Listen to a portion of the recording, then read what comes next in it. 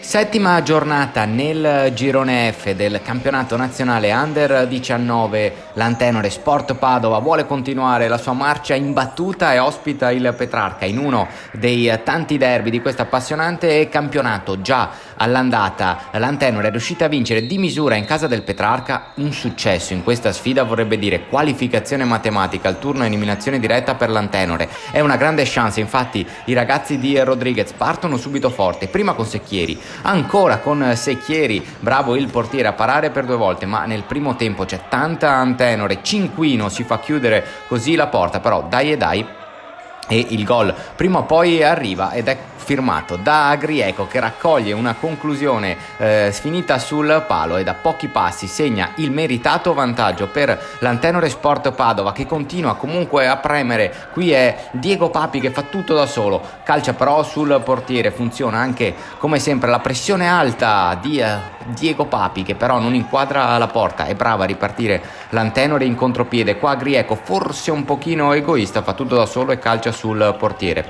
Praticamente alla prima vera occasione buona il Petrarca però trova il pareggio dopo 10 minuti dall'inizio della partita. A firmarlo è Celotto, servito da Bargellini. L'1-1 però galvanizza il Petrarca, che va vicinissimo al vantaggio. Qua ci vuole una doppia grande parata di Paladin per chiudere la porta dell'Antenore, che poi torna ad attaccare.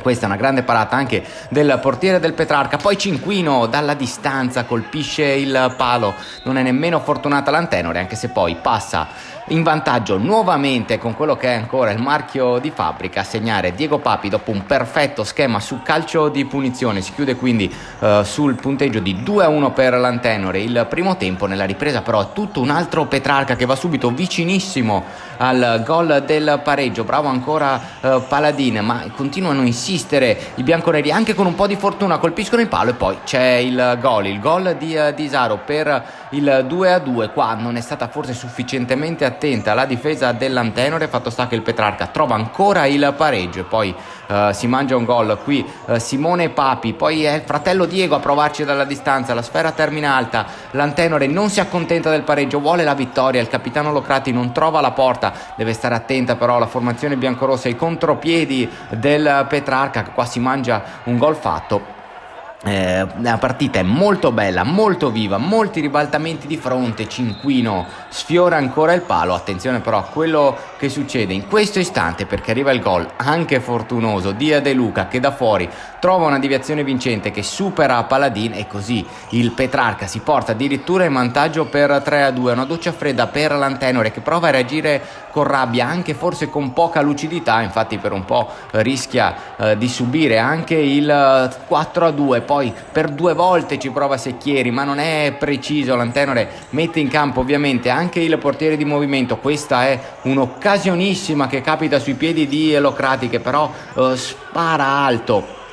L'Antenore insiste con rabbia, non trova la porta Secchieri. L'ultimissima occasione proprio sulla sirena capita a Locrati, che però non inquadra bene la porta. Finisce quindi con un clamoroso 3-2 per il Petrarca, che esulta per aver battuto l'Antenore. Così facendo la formazione bianconera coltiva ancora qualche speranza di raggiungere il secondo posto, che però resta saldamente nelle mani dei ragazzi di Rodriguez, che proveranno a rifarsi già la settimana prossima nello scontro diretto in casa della Fenice.